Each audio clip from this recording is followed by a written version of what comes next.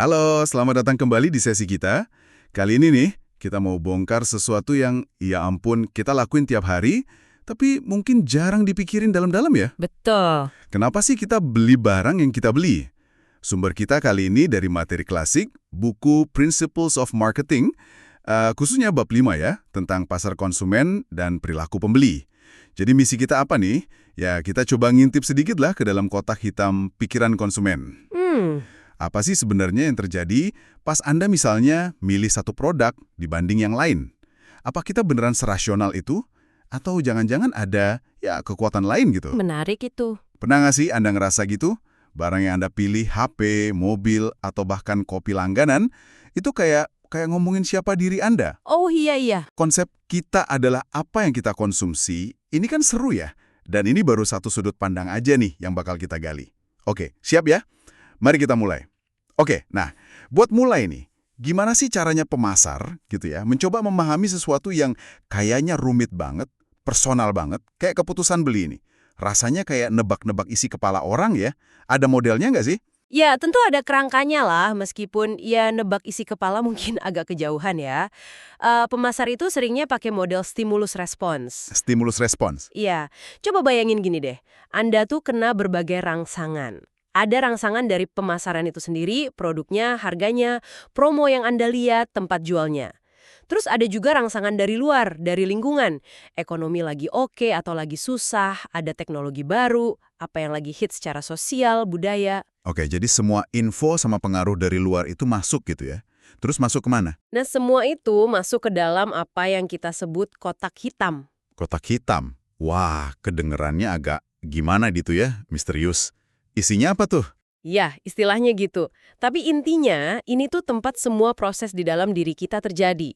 Di dalamnya ada dua bagian utama, karakteristik Anda sebagai pembeli, sama proses gimana Anda ngambil keputusan. Karakteristik sama proses keputusan ya. Betul, karakteristik ini unik ya buat tiap orang, dipengaruhi budaya, lingkungan sosialnya, kepribadian, cara mikir.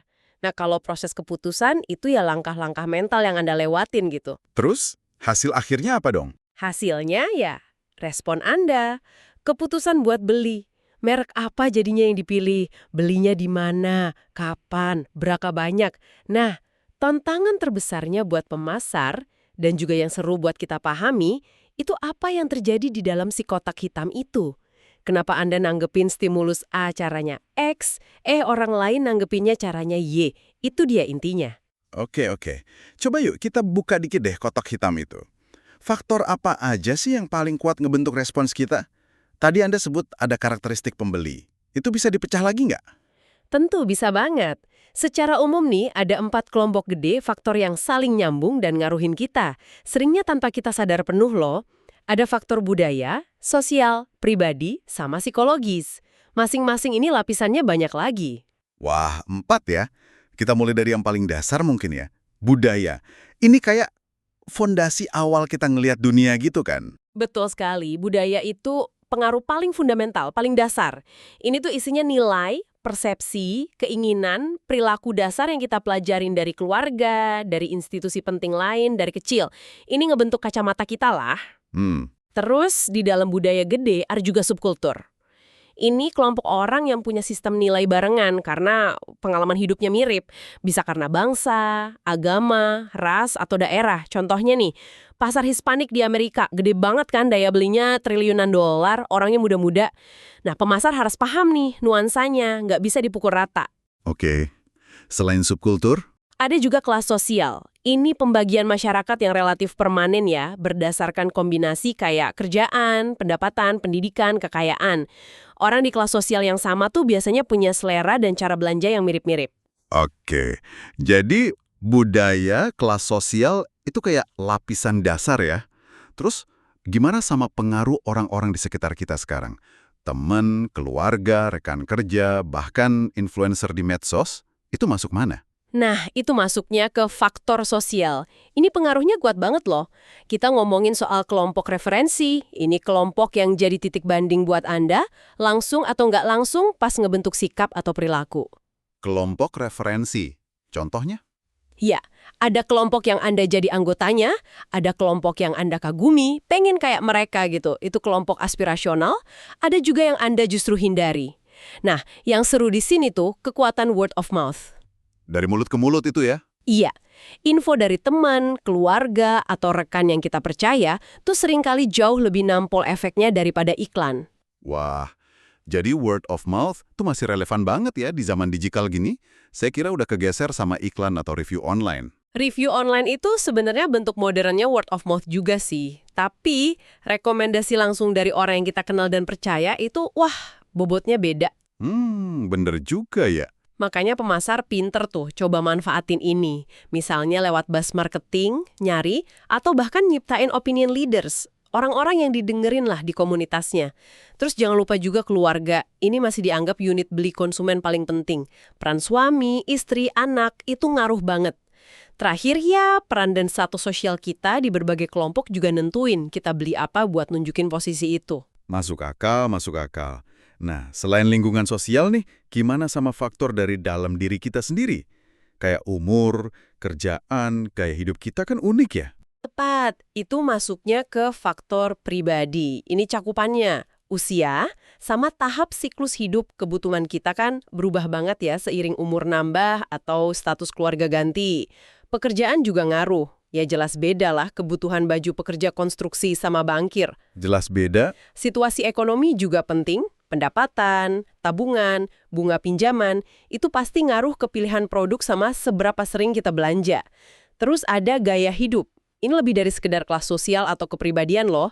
Ini pola hidup kita yang kelihatan dari aktivitas, minat, opini, sering disingkat AIO. Ini penting banget buat segmentasi pasar. Nah, tadi di awal kita nyinggung soal kita adalah apa yang kita konsumsi. Itu masuk sini juga ya? Kepribadian sama konsep diri. Betul banget. Kepribadian itu ya karakteristik psikologis unik kita. Nah, nyambung banget sama ini tuh konsep diri atau citra diri. Gagasannya ya, itu barang yang kita punya itu ikut ngebentuk dan nunjukin siapa kita. Jadi, beli merek tertentu tuh bukan cuma soal fungsi, tapi juga soal pernyataan identitas. Wah, ini kerasa banget sih. Contohnya kayak merek Shinola di AS ya, yang bangun citra asli buatan Detroit. Mereka kan nggak cuma jual jam atau tas kulit, tapi jual cerita, keaslian gitu, yang narik orang dengan konsep diri tertentu. Persis. Dan ini nyambung lagi ke konsep kepribadian merek. Pemasar tuh berusaha ngasih sifat-sifat manusiawi ke merek mereka. Kayak misalnya Ford F-150 itu tangguh. Apple itu asyik atau inovatif. Gucci itu mewah, canggih. Konsumen seringnya nyari merek yang kepribadiannya klik sama diri mereka atau aspirasi mereka. Oke, jadi budaya, sosial, pribadi udah kita bahas. Yang terakhir nih, faktor psikologis. Ini berarti kita masuk lebih dalam ke cara kerja pikiran kita ya? Bener banget, ini soal proses mental di dalam kepala. Ada 4 elemen kunci di sini, motivasi, persepsi, pembelajaran, sama keyakinan dan sikap. Motivasi itu dorongan dari dalam yang kuat banget sampai kita gerak buat nyari kepuasan atas suatu kebutuhan. Nggak semua butuh jadi motif ya. Terus persepsi. Ini soal gimana kita ngelihat dunia gitu. Iya, persepsi itu proses kita milih, ngatur sama nerjemahin informasi buat bikin gambaran dunia yang berarti buat kita. Serunya, 2 orang lihat hal yang sama bisa beda loh persepsinya. Kenapa? Karena ada filter mental nih. Filter. Iya, ada perhatian selektif. Kita kan nggak mungkin merhatiin semua iklan ya. Lalu distorsi selektif, kita cenderung nerjemahin info biar cocok sama keyakinan kita yang udah ada, sama retensi selektif. Kita lebih ingat yang bagus-bagus soal merek favorit kita, dan lupa yang bagus soal pesaingnya. Wah, distorsi selektif itu menarik banget.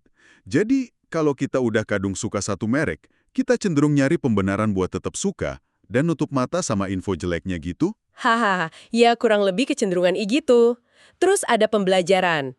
Ini perubahan perilaku kita karena pengalaman. Kita belajar dari pengalaman beli dan pakai produk. Terakhir ada keyakinan, pikiran deskriptif kita soal sesuatu, misal merek X awet banget nih, sama sikap. Evaluasi perasaan kecenderungan kita yang relatif konsisten ke suatu objek atau ide, misal, pokoknya saya suka merek X. Nah, soal sikap ini nih, katanya susah diubah ya. Saya jadi ingat kasus Burberry deh beberapa tahun lalu. Dulu kan sempat citranya kurang oke ya karena diasosiasiin sama kelompok tertentu. Terus mereka butuh usaha keras banget buat ubah sikap pasar dan balik jadi merek mewah lagi. Itu contoh bagus banget. Sikap emang cenderung netep dan ya, susah diubah. Makanya kebanyakan perusahaan tuh coba nyocokin produk mereka sama sikap konsumen yang udah ada daripada susah-susah ngubah sikap.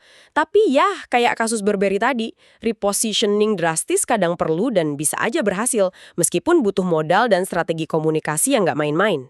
Oke. Jadi kita udah bedah nih ya faktor-faktor kompleks yang ada di kotak hitam. Sekarang gimana sama prosesnya? Langkah-langkahnya gitu. Apa sih yang biasanya kita laluin pas mutusin beli sesuatu yang agak penting, katakanlah HP baru? Ada polanya nggak sih? Umumnya sih ada perlanya ya, ada tahapannya. Meskipun nggak selalu kaku harus urut gitu. Apalagi buat beli barang rutin atau yang nggak terlalu penting lah ya. Tapi buat keputusan yang lebih kompleks kayak beli smartphone, biasanya ada 5 tahap. 5 tahap ya? Apa aja tuh? Pertama, pengenalan kebutuhan. Anda sadar ada jarak nih antara kondisi sekarang sama kondisi yang Anda mau. Misalnya HP lama udah mulai lemot, itu stimulus internal, atau Anda lihat temen punya model baru yang keren banget fiturnya, itu stimulus eksternal. Oke, saya sadari butuh HP baru. Terus ngapain? Langsung beli gitu aja? Belum tentu. Tahap kedua itu pencarian informasi. Kalau kebutuhannya mendesak banget dan solusinya udah jelas di depan mata, ya mungkin langsung beli. Tapi seringnya Anda mulai cari-cari info dulu. Cari info dari mana aja? Sumbernya bisa macam-macam. Tanya teman atau keluarga, itu sumber pribadi. Cek website merek, lihat brosur, tanya ke penjual, itu sumber komersial. Baca review online, lihat ulasan di media, sumber publik, atau bahkan coba pegang-pegang unit display di toko, itu sumber eksperiensial. Biasanya sih sumber pribadi sama publik dianggap lebih bisa dipercaya.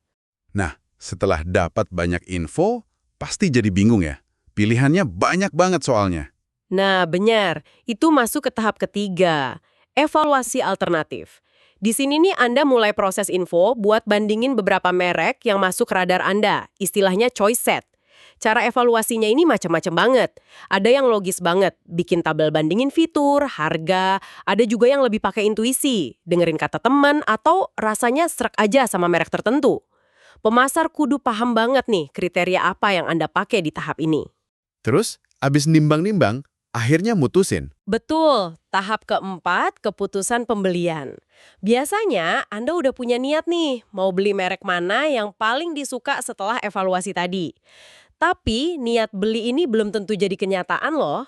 Loh kok gitu? Kenapa? Ada 2 hal yang bisa ganggu di antara niat sama keputusan akhir. Pertama, sikap orang lain. Kalau tiba-tiba teman dekat Anda bilang, jangan beli merek itu, jelek tahu, wah niat Anda bisa goyah tuh. Kedua, faktor situasional tak terduga. Mungkin tiba-tiba ada pengeluaran mendadak, atau pas ke toko, stoknya habis. Atau bahkan mood Anda pas mau bayar tiba-tiba berubah, bisa aja kan? Oke, ngerti. Akhirnya kebeli juga deh HP-nya. Udah selesai dong prosesnya? Eits, tunggu dulu. Belum selesai, ada tahap kelima yang penting banget. Perilaku pasca pembelian. Nah, setelah beli dan pakai produknya, Anda bakal ngerasain puas atau nggak puas. Puas atau nggak puas ya? Ya, ini tergantung seberapa cocok kinerja produk sama ekspektasi Anda sebelumnya. Kalau sesuai harapan, ya Anda puas. Kalau lebih bagus dari harapan, wah seneng banget itu, delighted. Kalau di bawah harapan, ya kecewa deh. Kepuasan ini penting banget buat pembelian ulang sama loyalitas nantinya. Tapi kadang nih ya, abis beli barang yang agak mahal gitu, suka ada rasa sedikit kayak nyesel gitu nggak sih? Mikir, duh bener nggak ya milih ini? Kayaknya merek satunya lebih bagus deh. Nah, itu dia, itu yang namanya disonansi kognitif. Rasa nggak nyaman atau konflik batin gitu setelah beli, apalagi buat barang mahal atau keputusan penting. Anda mungkin ragu pilihan Anda udah pas apa belum, terus mikirin kelebihan merek lain yang nggak jadi Anda pilih. Oh, jadi ada istilahnya ya, disonansi kognitif. Ada. Nah, pemasar yang bagus tuh bakal berusaha ngurangin disonansi ini. Mungkin ngirim email ucapan selamat, ngasih tips pakai produknya, atau garansi yang meyakinkan. Biar Anda ngerasa lebih nyaman gitu sama keputusan Anda. Oke, menarik banget proses 5 tahap tadi ya. Itu kan buat pembelian umum. Nah, gimana kalau produknya tuh sesuatu yang benar-benar baru, inovasi gitu, yang belum pernah ada sebelumnya? Prosesnya sama aja? Ada proses spesifiknya nih. Namanya proses adopsi produk baru. Ini lebih ke proses mental yang Anda lewatin dari pertama kali dengar ada inovasi sampai akhirnya mutusin jadi pengguna rutin. Ada 5 tahap juga di sini. 5 tahap lagi? Apa aja tuh? Pertama, kesadaran, awareness. Anda baru tahu aja produk baru itu ada, tapi infonya masih minim. Kedua, minat, interest. Anda mulai tertarik nih, terus cari info lebih lanjut. Ketiga, evaluasi, evaluation. Anda mulai nimbang-nimbang, ini produk baru oke nggak ya buat dicoba? Keempat, percobaan, trial. Anda coba produknya tapi skala kecil dulu, misal dapat sampel gratis atau beli ukuran kecil buat ngetes nilainya. Kelima, adopsi, adoption. Nah, baru deh Anda mutusin buat pakai produk baru itu secara penuh dan terus-menerus. Dan kita tahulah ya, nggak semua orang secepat itu mau nyoba hal baru. Ada yang selalu paling depan kalau ada barang baru rilis. Ada juga yang nunggu sampai semua orang pakai baru dia ikutan. Tepat sekali. Emang beda-beda orang tuh kesiapannya nyoba inovasi. Secara umum ada 5 kategori adopter nih. 5 kategori ya? Iya, ada inovator.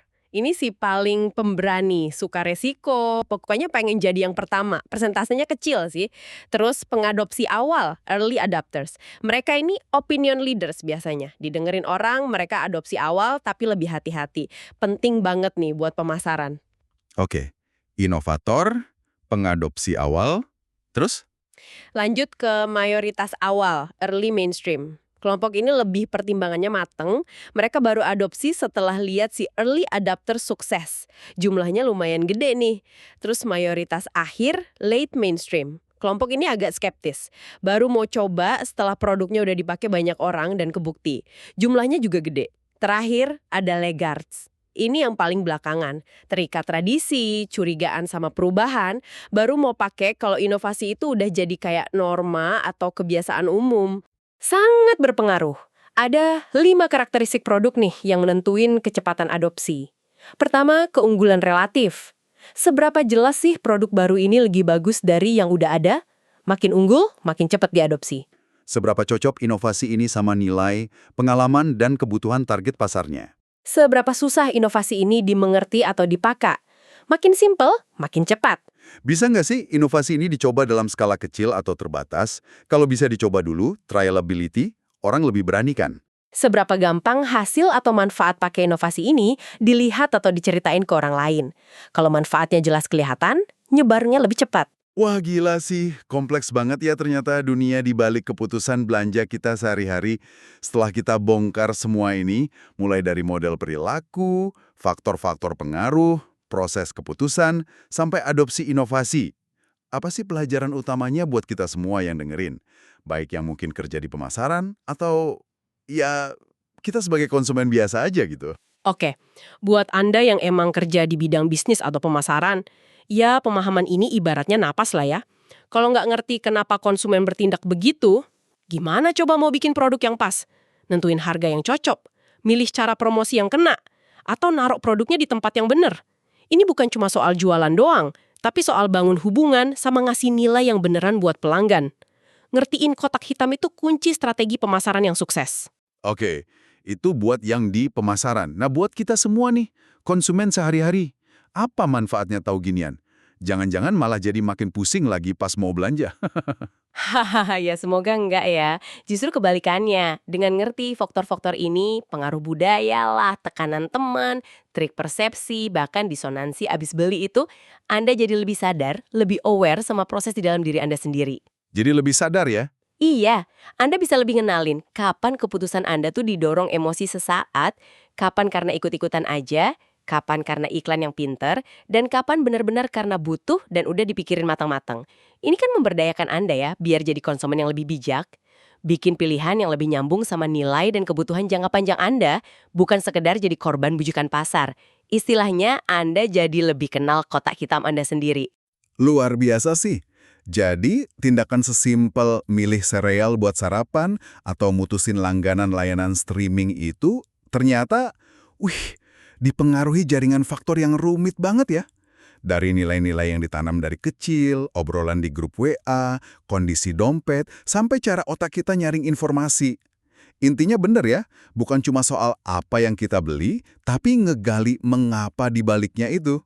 Tepat sekali. Dan perlu kita ingat juga ya, semua ini tuh nggak diam di tempat. Perilaku konsumen itu dinamis banget. Teknologi baru muncul, tren budaya ganti, ekonomi naik turun, isu global. Semua ini terus ngebentuk ulang cara kita interaksi sama pasar dan bikin keputusan. Makanya, ini bidang yang nggak pernah ngebosenin buat dipelajari terus. Nah, sebagai penutup diskusi kita kali ini nih, ada satu pertanyaan buat Anda renungin di rumah. Tadi kan kita bahas ya, gimana barang yang kita punya itu bisa jadi cerminan identitas kita adalah apa yang kita konsumsi. Sekarang, coba deh pikirin. Dengan makin kuatnya kesadaran soal isu lingkungan, tren sustainability, gaya hidup minimalis mungkin di beberapa kalangan, gimana ya menurut Anda cara kita mendefinisikan diri lewat konsumsi ini bakal berubah ke depannya? Pertanyaan bagus tuh. Apakah punya barang bakal tetap jadi simbol status utama?